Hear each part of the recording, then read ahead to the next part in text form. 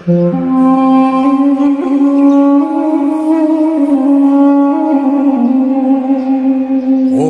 ज्ञानतिमिरन्धस्य Therefore, I am stressing.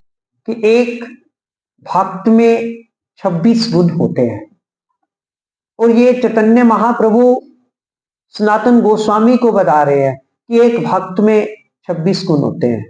और ऐसा नहीं है कि किसी में नहीं होते, भगवान के हर एक भक्त में 26 गुण होते हैं। भक्त बनता ही तभी है अगर उसमें ये 26 गुण पाए जाते हैं। तो हमें उन 26 गुणों को सर्च आउट करना, उसमें ढूंढना है। हमारी दृष्टि हमारे विजन पे निर्भर करता है कि हमें भक्तों में वो 26 गुण दिखाई दे रहे हैं। मोस्टली क्या होता है, हमारी आंखों के आगे जैसा चश्मा लगा होता है ना, अगर हमारे आगे आंखों के आगे लाल रंग का चश्मा लग जाए तो हमें वस्तुएं लाल रंग की दिखती है। अगर हमारी आंखों के आगे काले रंग का चश्मा लग जाए तो हमें वस्तुएं कैसी दिखती है, काली दिखती है। अगर हमारी आंखों के आगे दोषों का चश्मा लग जाए, दोष, तो हमें क्या दिखाई देंगे, दूसरे में दोष दिखाई देंगे, चाहे उसमें 1000 गुण क्यों ना हो।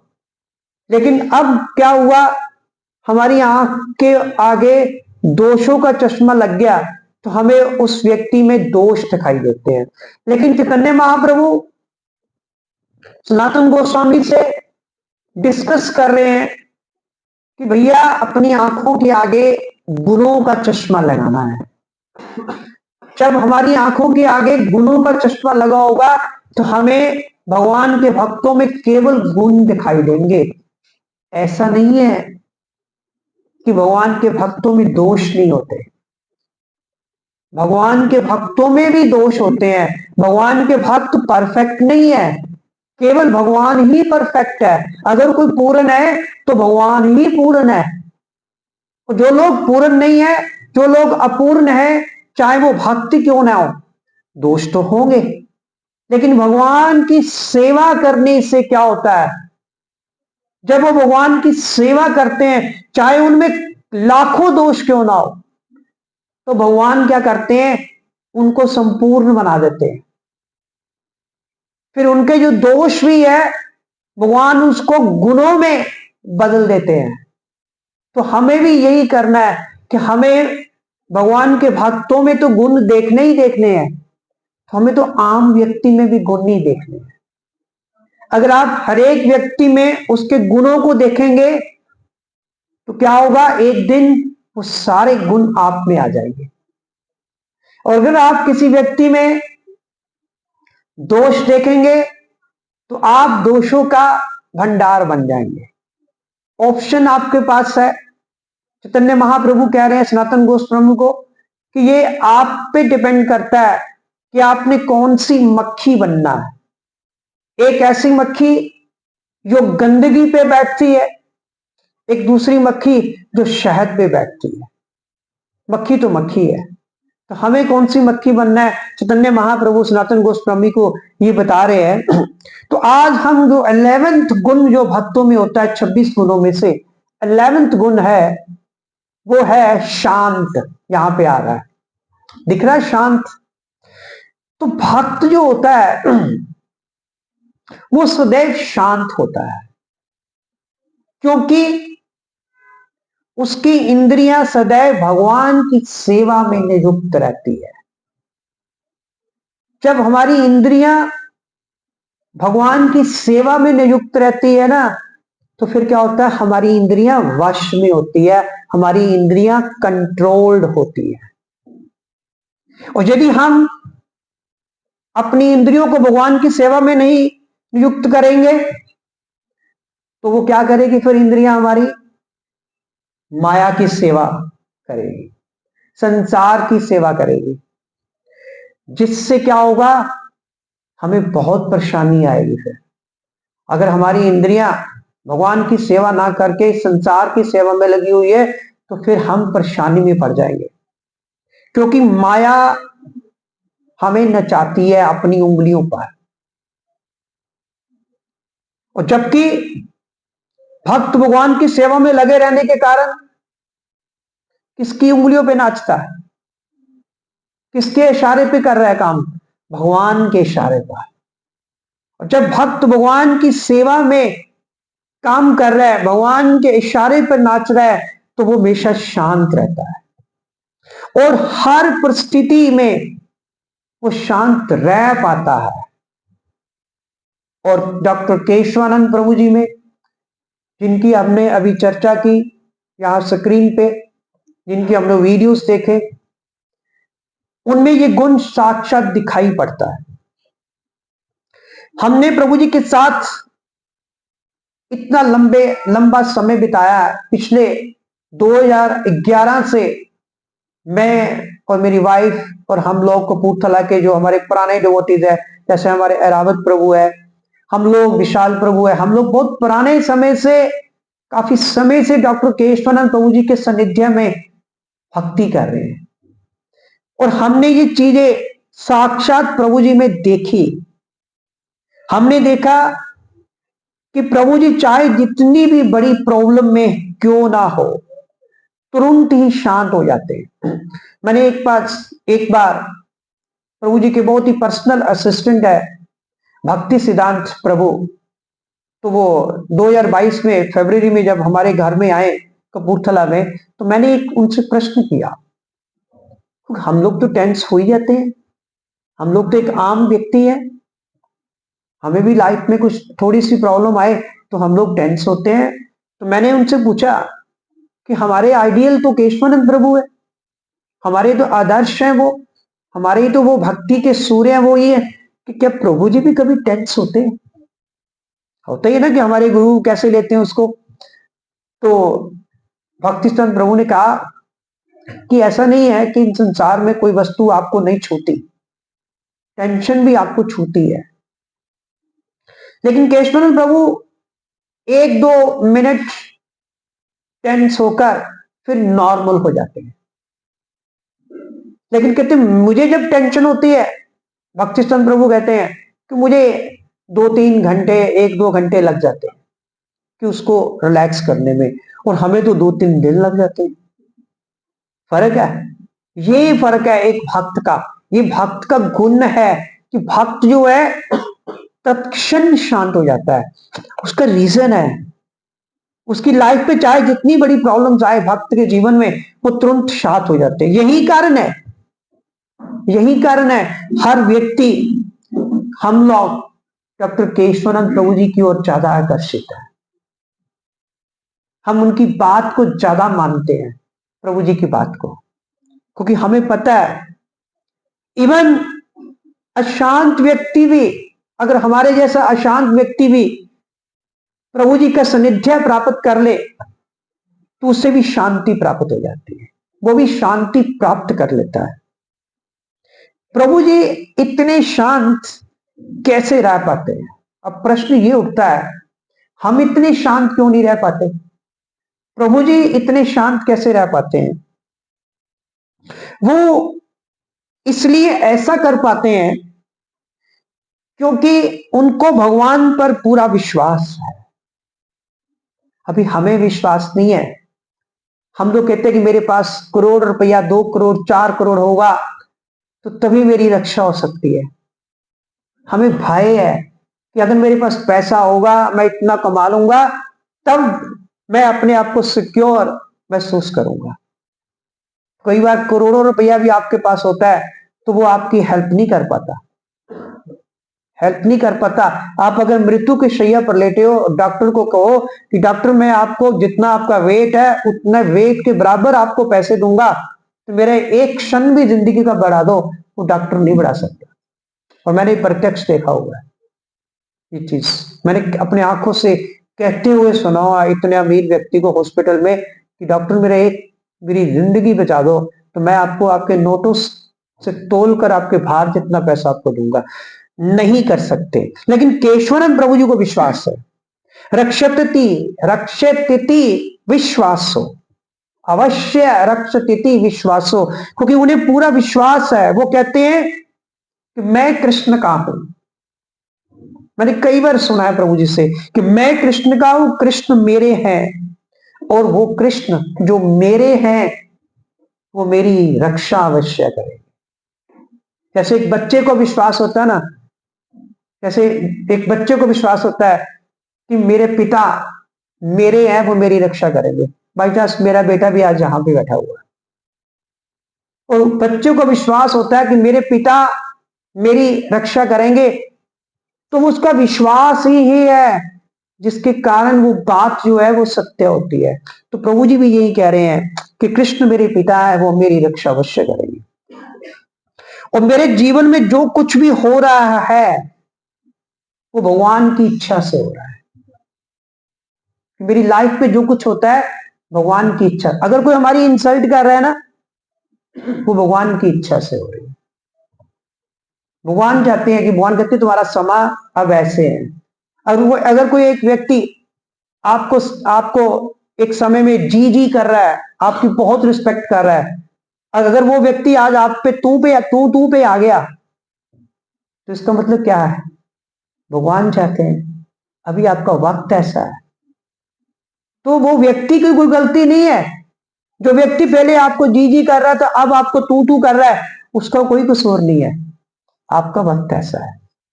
तो भगवान ऐसा चाहते हैं। अगर भगवान ऐसा चाहते हैं तो उसको एक्सेप्ट कर लेना चाहिए। तो ऐसी स्थिति में भक्त जो होता है वो शांत रहता है, वो कभी भी रिएक्ट नहीं करता कि उसके जीवन में ये उथल पुथल आई है, क्यों आई है। वो कहते भगवान ऐसा चाहते हैं। अगर भगवान ऐसा चाहते हैं, भगवान को इसमें प्रसन्नता है, तो फिर मुझे इसमें क्या प्रॉब्लम है। तो ये शांत गुण जो है हमें केशवानंद प्रभु जी में हमेशा दिखाई देता है। इस भाव से वो शांत जो है रह पाता है भक्त। अब प्रश्न उठता है, हम तो प्रभु जी के मुकाबले में कुछ नहीं है, केशवानंद प्रभु जी के मुकाबले में, और हमारे में ये गुण कैसे आ सकता है? जब हम, अब हमारे में कैसे गुण आएगा, कोई बता सकता है? गीता में एक श्लोक आता है ना, शांति मृच्छति, है ना? क्या श्लोक था? भोक्ताराम यज्ञ तपसाम सर्वलोक महेश्वरम।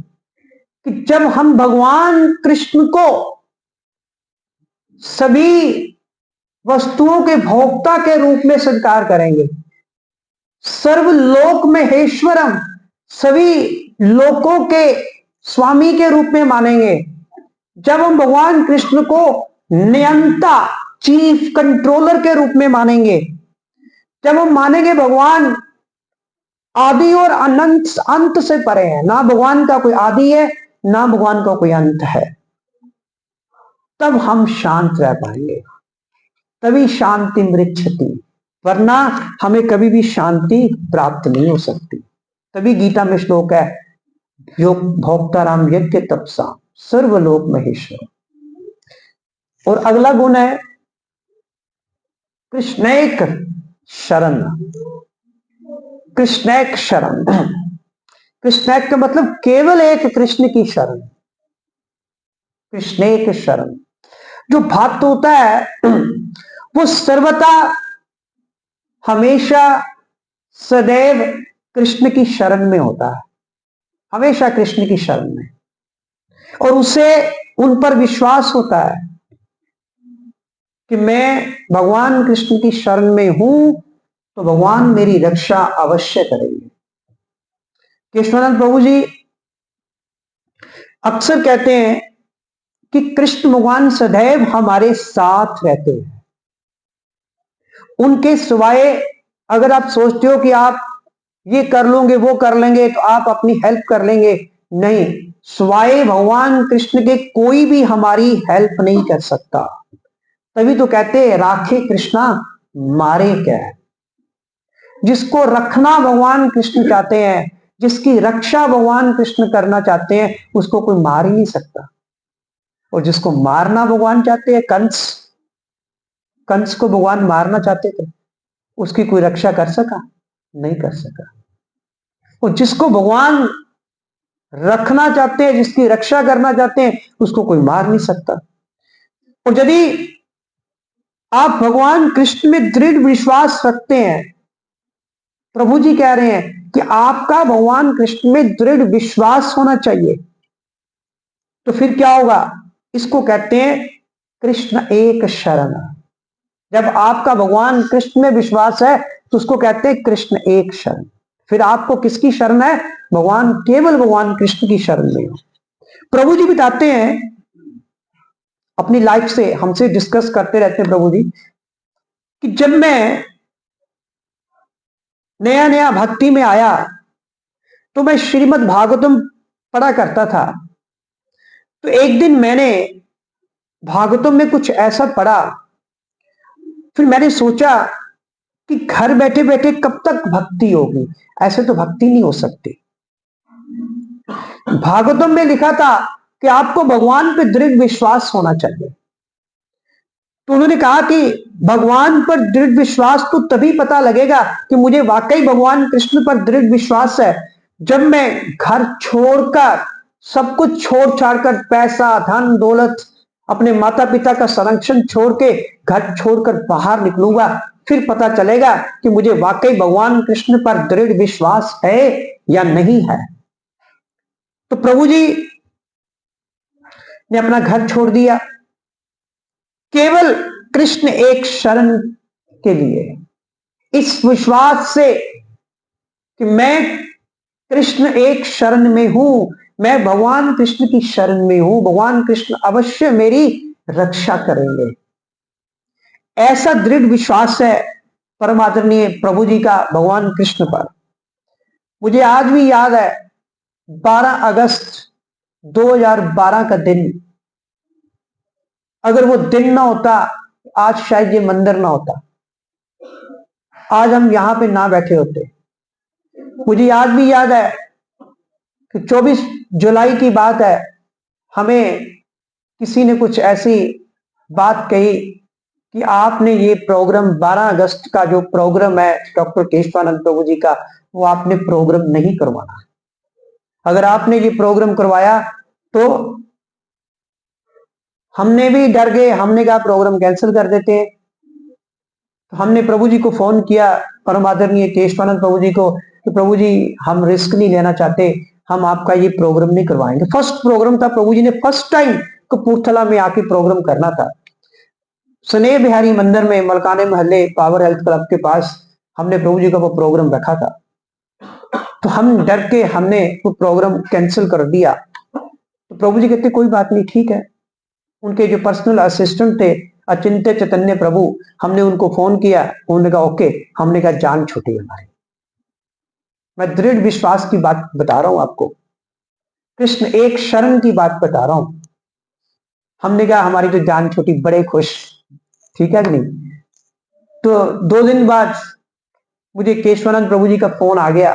मैं आपको जो बातें भी यहां लेक्चर में बता रहा हूं, ये सब ट्रुथ है, प्रैक्टिकली बता रहा हूं। This is not a theoretical lecture.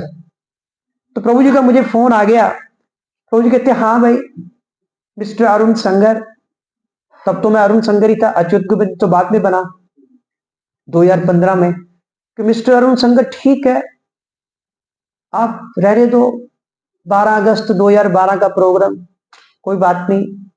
मैं बड़ा खुश हुआ कि प्रभु जी ने भी हाँ कर दी है कि रहने दो।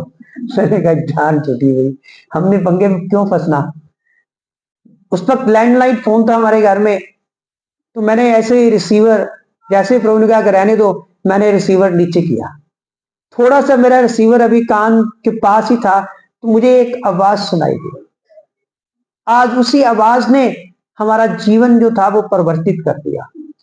प्रभु ने कहा ठीक है, अगर आपको विश्वास ही नहीं कि कृष्ण भगवान है, अगर आपको विश्वास ही नहीं कि कृष्ण भगवान है, तो आपको ये प्रोग्राम करवाने का कोई फायदा ही नहीं है।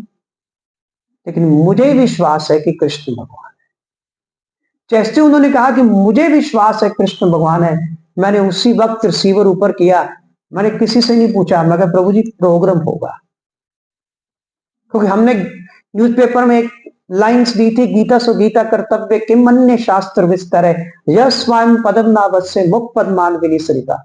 किसी को प्रॉब्लम होगी कि क्या गीता ही पढ़ना सबसे जरूरी है, तो फिर हमने क्या किया, रोज न्यूज़पेपर में यही खबर लगती थी, गीता सुगीता कर्तव्य किम मन्ने शास्त्र विस्तरे यह स्वयं पद्मनाभ से मुख पद्मान्विनी स्थिता। फिर केशवनाथ प्रभु जी के मोटिवेशन से हमें भी एक दृढ़ विश्वास हुआ कि अगर कृष्ण भगवान है तो आपका कोई बाल बंका नहीं कर सकता। मारे कृष्णा राखे क्या, राखे कृष्णा मारे क्या। तो क्वेश्चन ये है कि हम अपने में ये कृष्ण एक शरणम का गुण जो है, अब तो हमें अपने में लेके आना, प्रभु जी भी तो है ही। हम ये कृष्ण एक शरणम का गुण अपने में कैसे ला सकते हैं? तो इसके लिए सबसे इंपॉर्टेंट चीज क्या है? अगर आप चाहते हो कि आप पे ये कृष्ण एक शरणम का गुण हो, तो सबसे जरूरी बात है कि भगवान के जो भक्त है, वैष्णव है, आप उनकी सेवा जब तक नहीं करेंगे तब तक आपको भगवान कृष्ण में विश्वास नहीं होगा। जब तक आप वैष्णवों की शरण ग्रहण नहीं करेंगे, भगवान तो अप्रकट रूप में यहां पर विराजमान है, वैष्णव तो प्रकट रूप में है। और वैष्णव कौन है? वैष्णव तो भगवान के प्रामाणिक प्रतिनिधि है। और अनलेस एंड अनटिल हम वैष्णवों की शरण ग्रहण नहीं करेंगे तब तक हम कृष्ण एक शरण कभी नहीं हो सकते। और जैसे ही आप भगवान के किसी भक्त, किसी वैष्णव की शरण ग्रहण करेंगे तो आप कृष्ण एक शरणम बन जाएंगे। तो हमें हर वक्त, हर स्थिति में भगवान के भक्तों की शरण ग्रहण करनी है। और जब हम भगवान के भक्तों की शरण ग्रहण करेंगे तो फिर हमें हर स्थिति में भगवान की शरण का अनुभव होगा। फिर आपको लगेगा कि हम भगवान की शरण में हैं। अगर आप भगवान के भक्तों को ही नहीं पूछ रहे, अगर उन्हीं की आप रिस्पेक्ट नहीं कर रहे, उन्हीं की आज्ञा का पालन नहीं कर रहे, अगर आप उन्हीं की शरण को ग्रहण नहीं कर रहे, तो भगवान की शरण नहीं हो सकती। कभी कभी कृष्ण एक शरणम नहीं हो सकते। और 13वां गुण जो है अकाम। अकाम भक्त अकाम होता है, मतलब भक्त जो होता है वो इच्छा रहित होता है। मगर ऐसा क्यों? कोई इच्छाएं तो कभी खत्म नहीं होती। इस संसार में कभी हो ही नहीं सकता किसी को कोई इच्छा ना हो। इच्छा तो सब में होती है, भक्त में भी इच्छा होती है। मगर फर्क है, हमारे अंदर जो इच्छा होती है वो हमारे लिए होती है, केवल अपने लिए, कि मेरे पास इतना पैसा आ जाए, मैं लाइफ में इतना राइज कर चूं, मैं अपने आप को ऐसे सिक्योर कर लूं, मेरे पास ये हो, मेरे पास वो हो। हमारी तो यही इच्छा है। लेकिन भक्त की जो इच्छा होती है वो अपने लिए नहीं होती।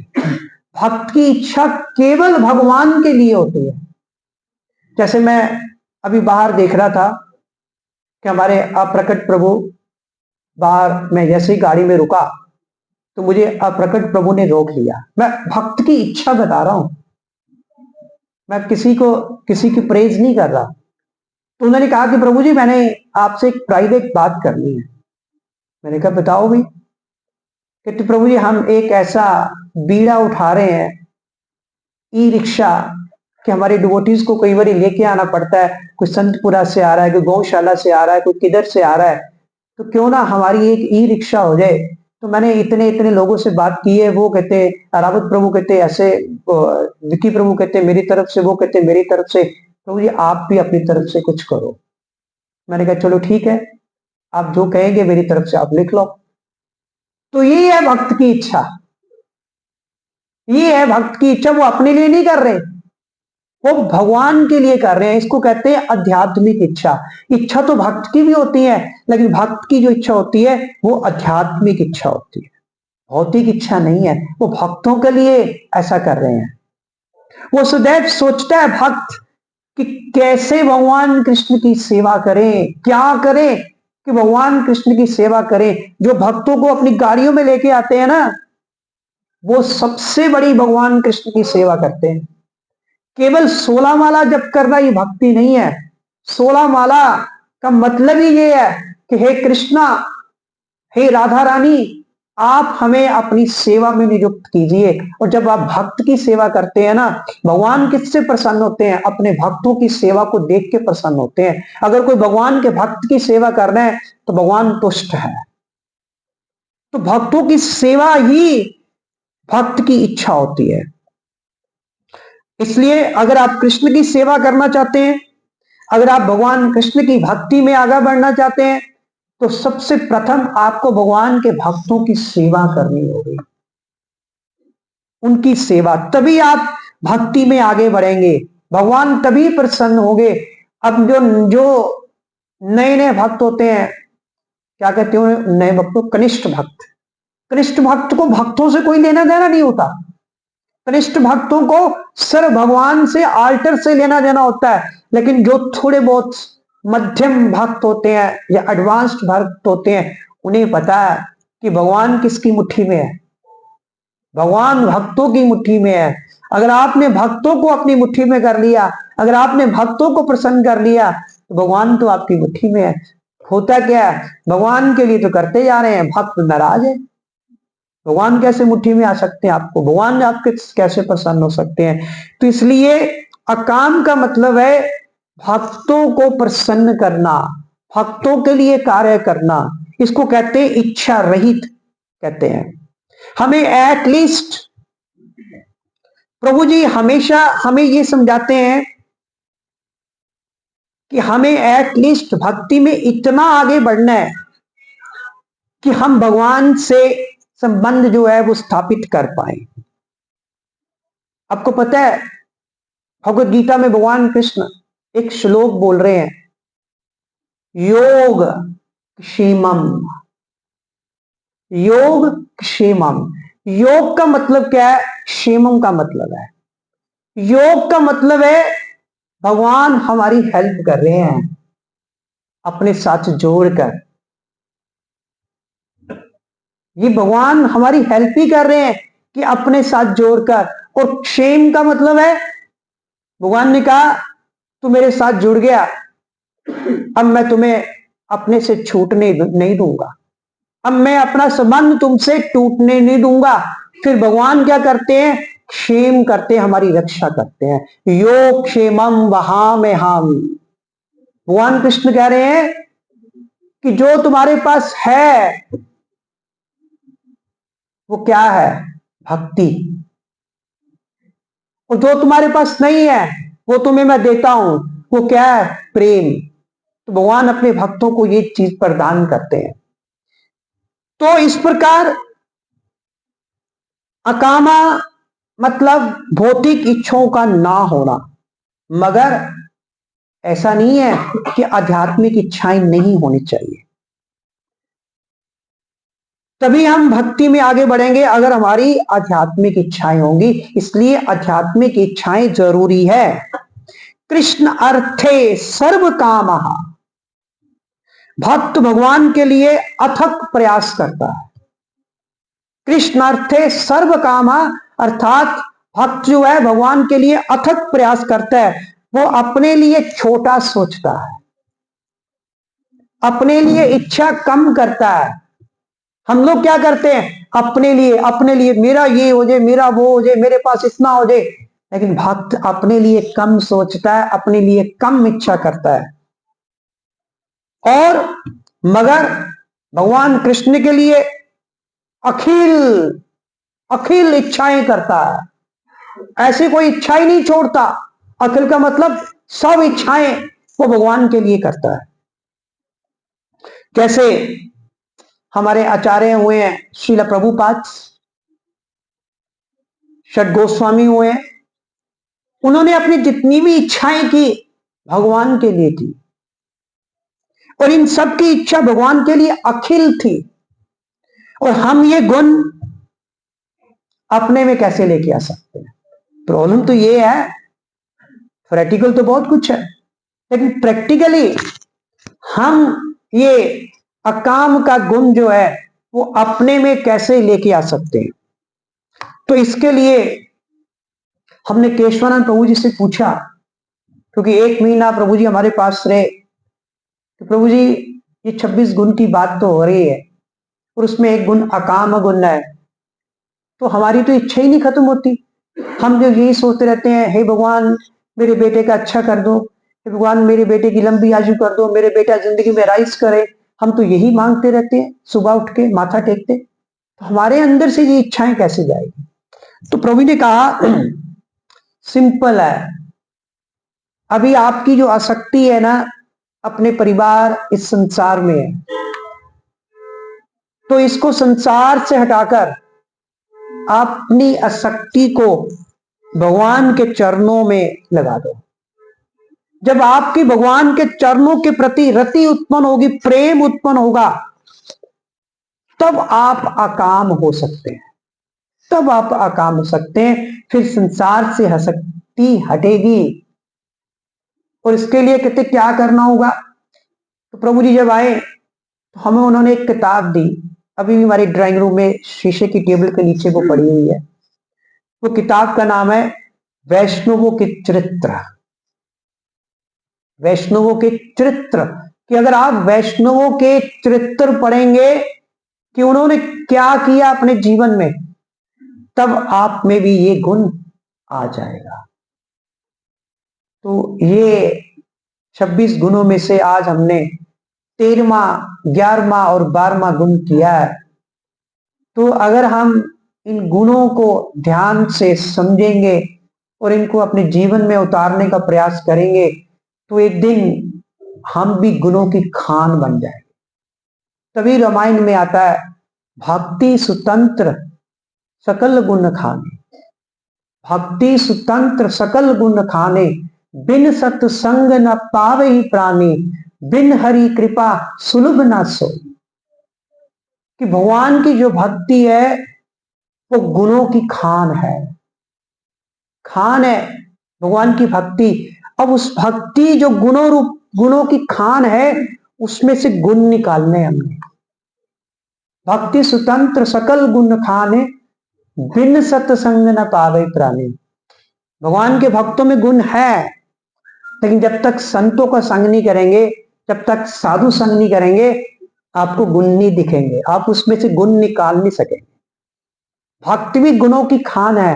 उन भक्तों की गुणों की खान में से गुण तभी निकलेंगे जब हम अपने से एडवांस्ड भक्तों का संग करेंगे। भक्ति स्वतंत्र सकल गुण खानी, बिन सत्संग न पावे प्राणी, बिन हरि कृपा सुलभ न सोई। तो वो भी भगवान की कृपा से मिलते हैं संत। तभी हम कहते हैं कि हमें संतों का संग करना चाहिए, साधु संग, साधु संग। हमारे पास तो बहुत साधु है, हमारे ऊपर कितना सौभाग्य है भगवान कृष्ण का कि परम आदरणीय केशवानंद प्रभु जी जैसे भक्तों का हमें संग मिला। 1 महीना आप सबने प्रभु जी का संग लिया, और मुझे 1 महीने में कितना प्रभु जी को समझने में मुझे मिला कि वाकई हम लोग कितने सौभाग्यशाली है कि केशवानंद प्रभु जी जैसे एक मेंटर, एक गाइड, एक शिक्षा गुरु, एक गुरु हमारे जीवन में भगवान ने भेजे हैं। भगवान तो धोखा भी कर सकते हैं हमारे साथ। सबसे बड़े छलिया कौन है? कृष्ण। भगवान तो छलिया, छल भी सकते थे। भगवान हमें किसी और जगह भी भेज सकते थे, लेकिन भगवान ने हमें ऐसे भक्तों के साथ जोड़े रखा। ये भी हरि कृपा है। तभी कहते बिन हरि कृपा सुलभ न सोई। बिना हरि की कृपा के शुद्ध संतों का संग भी नहीं मिलता। तो ये हमारा सौभाग्य है। हरे कृष्णा। श्रील प्रभुपाद की जय।